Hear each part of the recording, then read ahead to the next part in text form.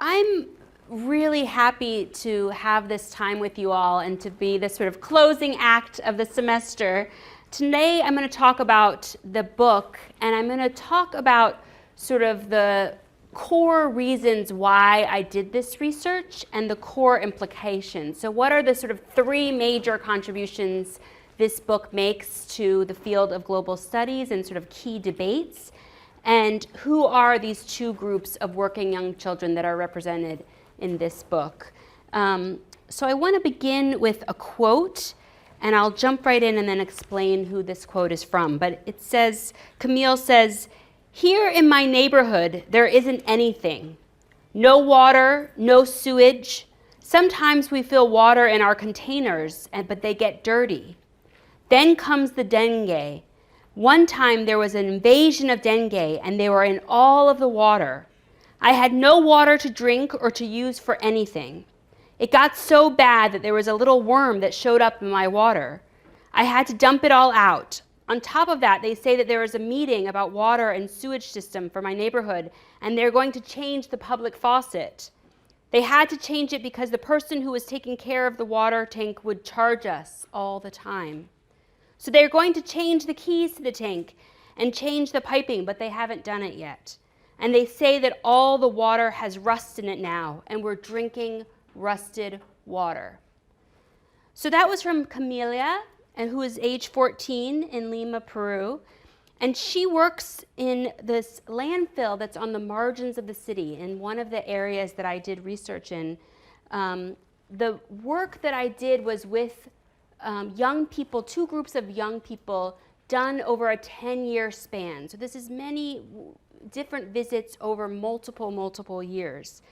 And what's interesting about these young people is that in development discourse, when we hear state politicians speaking about young people, they usually are talking about sort of vulnerable images of children to be protected, or about who people are going to be in the future. So sort of imagined future voters or people to be protected, right? And that's very different than hearing about young people's voices themselves making the connection between water and everyday life and violence that I talk about in this book. And so this book was based on work that I did with two different groups of working children. And I did interviews, focus groups, participatory practices, archival and historical analysis, visual methods, and what I call relational listening. And the key to the relational listening part, what was really important to this book, was that it was not just me as an outside expert coming in and interpreting the young people's words, but as Ida Castilla Hernandez says, research based on dialogues of knowledges. So recognizing the partial nature of our perspectives, the multiplicity of the subject positions characterizing the identities of social actors, and the limitation of our situated knowledge. So what does that look like in terms of everyday life? This one group that I just spoke about from Camille is the first group, is a group of young people who live and work in the margins of a city in one of the northern areas, which until recently was the largest landfill in Lima.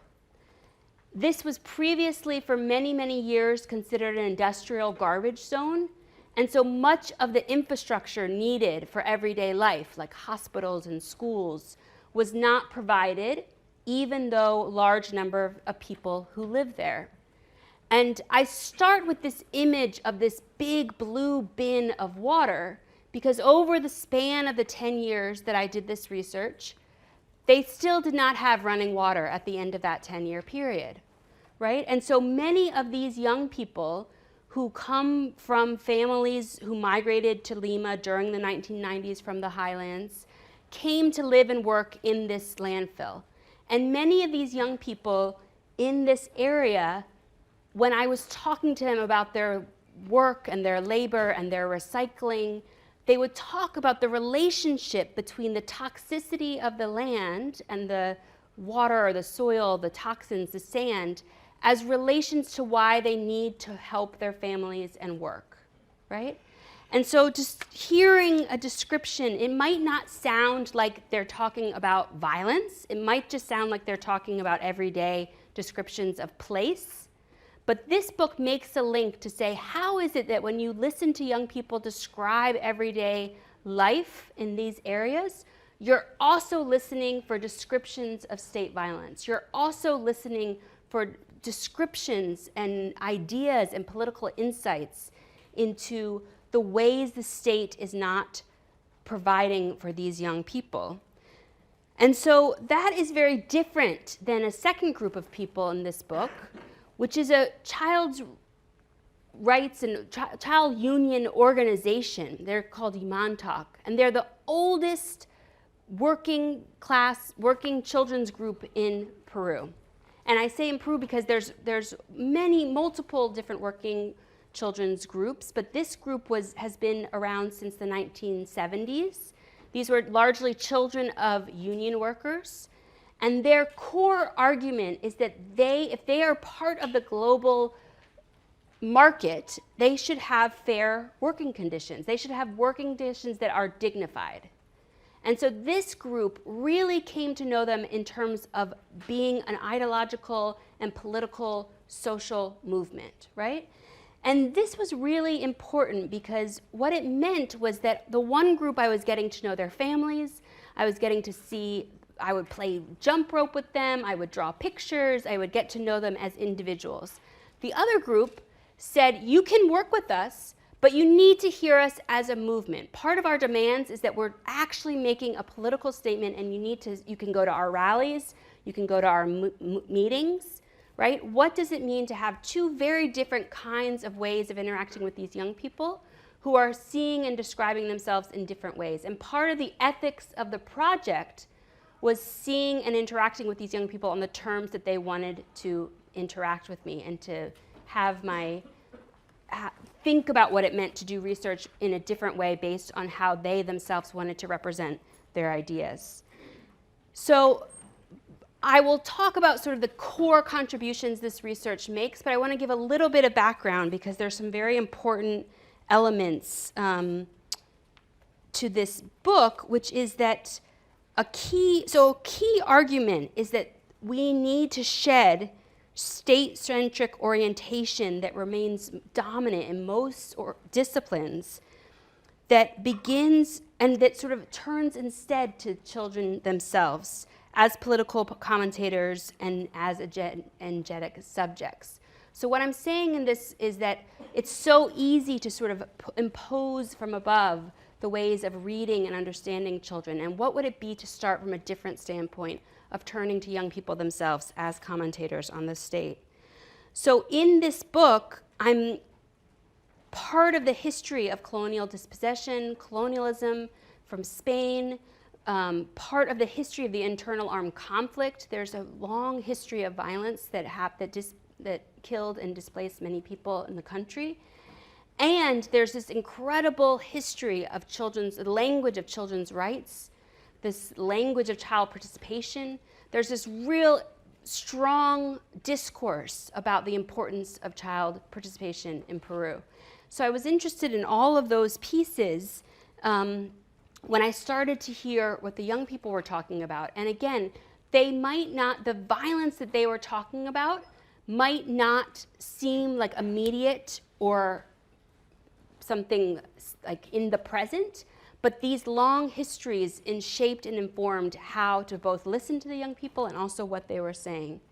So there's three sort of core contributions that this book does in the fields of global studies.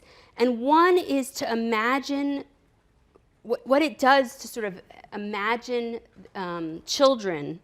It's a disservice to children, and particularly those who have sort of experienced these legacies of state violence, to imagine politics and violence as far from their lives and first and foremost within families.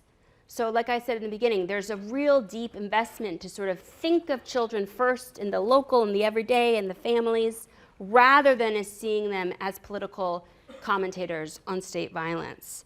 And that I got to that insight through a core set of methodologies that I'll talk about. So there's new ways that we need to attend to voices of young people, There's the second piece is about the analysis themselves. This, a core contribution of this book is to expand sort of settled categories of state power and violence, particularly with children and childhood. And the third is really unsettling sort of key assumptions. So what happens if we actually listen in a different way to young people, not just as vulnerable subjects, but in a different kind of way of children as agents or children as making political arguments, members of a movement, right? So first I want to start with the methods and really go through this carefully because this is really important. I really thought carefully. Part of what was important to me was sort of thinking about not just that part of this method required a new way of listening, right? And what that meant was it was not just what the young people were saying in the immediate, but it was also about the framings that they offered, right? The ways that they were thinking and talking about their lives. So the method of relational listening that I describe in the book demands suspension of an immediate judgment. It's not about how right or wrong the young people were. It was a way of listening that not just focused on the facts that they observed, but rather is interested in their interpretations. So it attends both to the discourses that they use, the relationships they highlight, and the future and present that they imagine. So it's really interested in their affect, in their longings, in their desires. It's interested in much more than just the facts that they're telling you, right? And this is a particular way of doing research and thinking about research. So at the same time, I want to say that in the same way young people's insights are always partial, everyone's insights are always partial, right? And so really turning to knowing that that is that we are all giving partial, incomplete, grounded in historical and cultural norms, and reflective of larger geopolitical contradictions and tensions. So turning towards those contradictions was key to the method. And what that looked like in terms of everyday drawing and playing with these young people was meant that I was not the external interpreter of their work. So we would draw pictures together, and it was not my job to sort of say whether they were right or wrong with these pictures, but rather to use it as a prompt for conversation. So it demands sort of a sitting with what is not being said, right? Being curious about what is just beyond what they know or want to say, but are part of their pictures. So this is a picture from Jose, age 11, when he drew this picture. And I asked him, I said, what do you like about your neighborhood? And he said that the people are so nice, really funny, and that there's soccer courts, and there's a school where they teach well, and where the hills are very beautiful. And I said, what don't you like? And he said, I don't like that there's garbage. And I said, and what's beyond here? And I pointed just beyond the picture. And he said, oh, that's where the garbage is. Oh, the garbage. And the mine is in this space. So he's pointed to another place. So this method of being attentive to margins and curiosity of what was just beyond the page was really core, because of course in Lomas there's not actual soccer courts, right? But for this young person, this is his world. His world is playing soccer in these exact places in front of the school. And so part of the really important piece is how these young people, sort of these drawings and these interactions serves as prompts for them to be their own curators and narrators of their everyday realities. And that this was not actually just what was on the page, but what was deemed not just what was deemed visual or on the page, but also part of a whole array of how they're thinking and talking about their everyday life. So here's another one from Anna, who at the time describes this. She says, I said, what do you like about your neighborhood? She said, oh, the little dogs. I have a little dog. I didn't draw many. I miss them. But there are several dogs here. Here, the neighbor also has a dog, and there's a shop. I don't know which one is here. I said, wow, so many dogs. Yes, so many dogs. And I said, and what things don't you like? And she said, I don't like it when they burn the garbage that comes. Like when the woman burns the garbage and there's smoke and it gets into us and makes us feel bad in our lungs. And I said, which neighbor? Here? And she said, yes, sometimes here or here or here, all of the houses that make smoke. I mean, if we burn garbage, then we make smoke. It goes into our noses, and this gets into our lungs and make us feel ill. It's better to throw the trash away. And I said, but there's no garbage in your drawing. And she said, a car comes, a giant car comes. And she points off the side, and she says, actually, not many cars pass there because there are walls. And behind there is a mountain like a mine.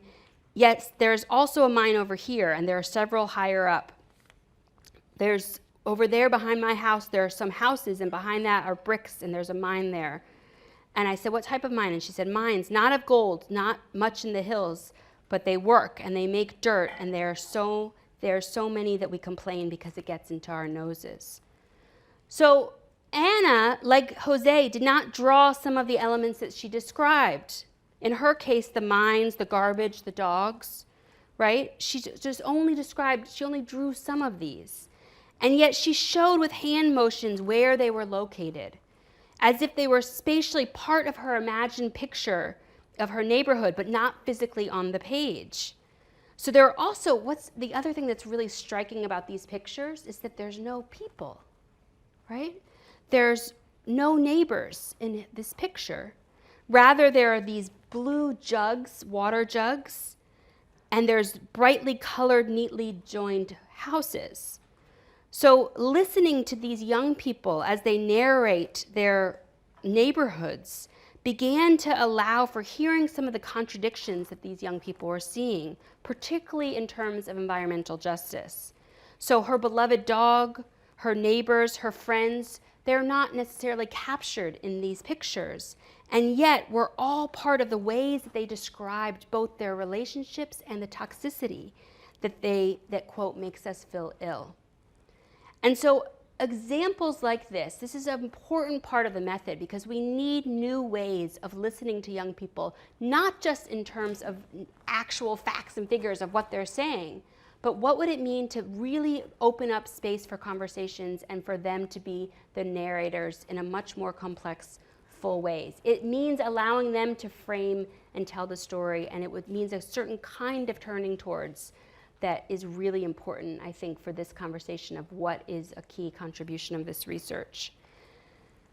The second piece that I think I really want to spend some time on is what's the relationship between this description of water and everyday violence? Why is a description about water or dogs or sandy roads, what does that have to do with everyday violence? And a core contribution of this book is expanding seemingly settled categories. These are sort of ideas that are very much settled, and what does it mean to expand them, particularly within relation to children and childhood? So I'm arguing that there's real interest at stake. There's real interest at stake to think of children as first and foremost within families, rather than as making political commentary, right? And so unpacking what it means to think of children as localized within the family, within these spaces, rather than as global commentators, right, on these global processes. There's actual economic and political interest at stake. So unpacking some of what that is and what that looks like. It's an ordering that largely presents the state as neutral and views politics as furthest away from young people's lives. So I'll say that again because I think that's really, really important. And think about where you've seen this before or where you haven't. This question of where the sort of state is imagined or described as neutral and viewing politics as furthest away from young people's lives. So one of the places where I saw that, and you'll see there the blue water jugs that were in the picture, right? One of the places where I saw that was this presence of state messaging in everyday landscapes and murals. So there was a real history and important presence of these murals and messages from the state about the place that these young people were in. And I think that critical history, not only knowing where that came from and that use of messaging, but also how that impacts how these young people see and describe the place, right? So these murals have a really important history in Peru. For decades, the Peruvian state and state actors used visual materiality and mobilization of slogans and political messages. So this particular sort of slogan was about sort of the ways that this is a family planning mural, right? And it reads, "Only you can decide how many children you have." And it shows on the one hand sort of a family of four. There's two contrasting images side by side. One where the family is with a girl and a boy and a mother and a father outside a house with windows and plants. And the other image is with 10 children crowded into around a shell-shocked father and angry-looking mother, very chaotic-looking interior space. And this was part of a family planning mural that was done under the presidency of Fujimori, who was one of the ex-presidents. And the point of these sort of murals and these images and these histories was thinking about sort of a telescopes a racialized message, right? And it's a message that's by controlling one's fertility, one can, quote, live happily and control what, apparently, as Christine Yuig points out, apparently to also become white and lose indigenous cultural traditions. You'll see the differences in those images. So this long campaign, this way of using children as prompts for making a very important and jarring statement about the state, uses children's bodies that becomes visual and that's linked to core ideas about nationhood and citizenships, as well as questions about morality, nationalism, and reconciliation. So I saw this over a 10-year period, watching what these murals were in this neighborhood, not just in terms of the murals they passed every day on the streets, but also even in the very schoolyard that they go to. So these are young people who work in recycling. These are young people who work with their families in recycling. And in 2011, I took this picture inside the courtyard of their school, and it says, "Save energy and save millions of trees. The future is in your hands. Recycle, fulfill your role." Now, you have seen these pictures. It's mostly a desert, right? There's not lots of trees around. So this is an area that's barren of trees. And most of these young people attend school, but they also work in sorting, recycling. So this message, this core sort of message to recycle and fulfill your role, reads, context really transforms this message, right? So the mural is placed within the courtyard of a school in the sandy footholds of the margins of Lima, where the main audience is primarily children who work in recycling. And its literal context, the message that recycling is key to the future and that children have a role to play, hinges on the irony of absence, right? It's the same way these young people sort of talk about the absence of clean water or the absence of police that they describe in one chapter, is really wrapped up in this directive to, quote, save millions of trees. So I sort of trace both the racialized and gendered and important historical messages in this landscape and the ways that shapes how these young people are understanding and talking about violence.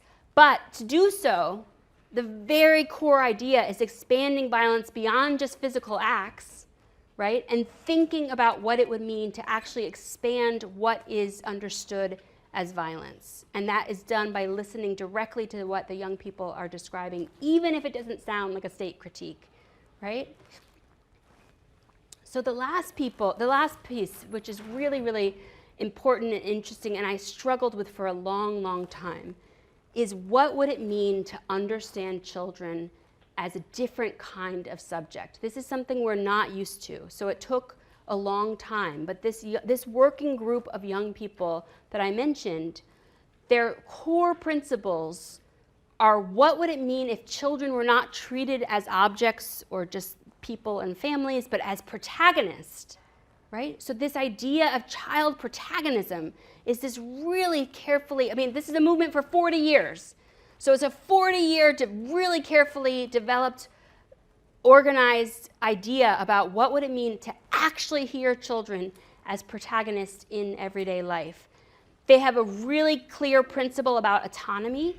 So what that means is they don't want to be just sort of an arm of a big organization. They really want autonomy in terms of being understood as part of as a movement.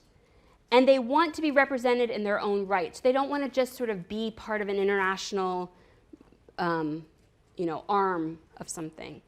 And their goal is to help all working children in Peru, not just the members of Montauk. So they're interested in not just helping people who are working, but they're thinking these concepts they're working for would help all working children.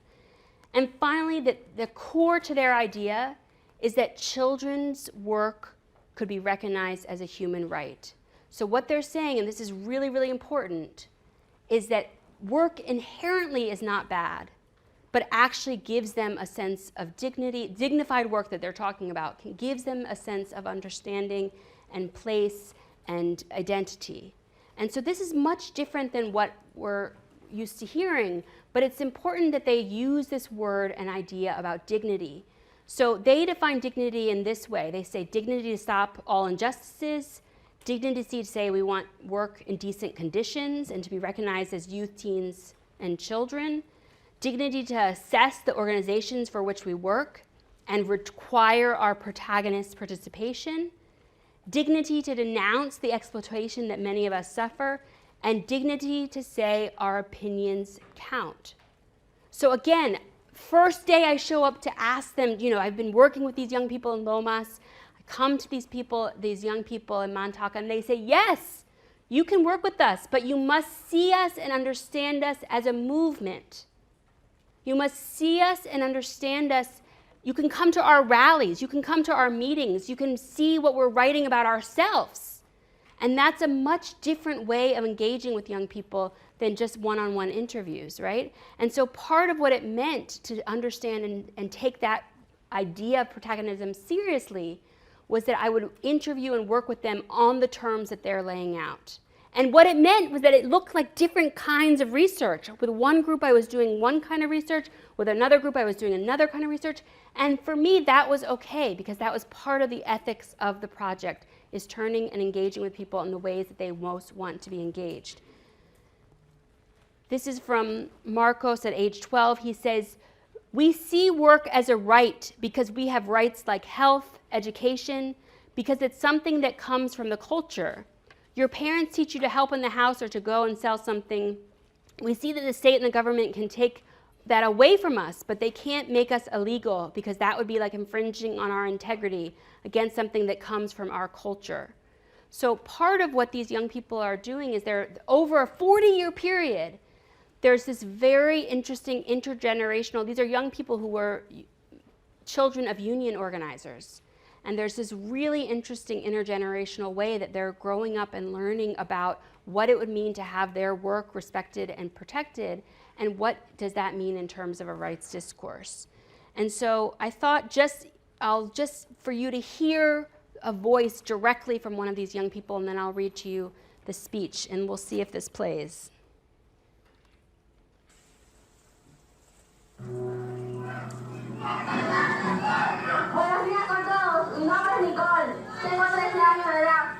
Estoy cursando el segundo grado de educación secundaria.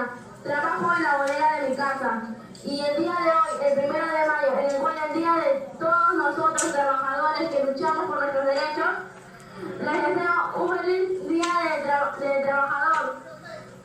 Nosotros queremos que nuestro trabajo de nosotros los niños y los adolescentes, que nos respeten, que no nos discriminen porque nos ven por la calle, que nos protejan porque nosotros somos la realidad del Perú, que nos apoyen porque nosotros también trabajamos para sostener a nuestra familia, para tener una buena educación porque les piden nuestros útiles, porque también nosotros nos identificamos con eso, porque queremos dar un granito de arena a nuestra familia. Nosotros también estudiamos. El hecho de trabajar no nos implica que no vamos a poder estudiar. Incluso hasta los niños trabajadores, nosotros sacamos los primeros puestos de nuestro colegio. Nosotros queremos que todos ustedes, al igual que ustedes, se nos cumplan nuestros derechos, que nos respeten tal y como somos. Nosotros también somos personas y tenemos opiniones. También trabajamos al igual que ustedes. Y les deseo un feliz día del trabajador. ¡Vivan todos los trabajadores! ¡Vivan todos los niños y adolescentes trabajadores! Okay, so here's some of what she said. She said, "Good morning, everyone. My name is Daniela, and I'm 13 years old. I'm in second year of secondary school. I work in a store in my house. Today is the 1st of May, and it's a day for all of us workers who fight for our rights. Happy Day of the Worker.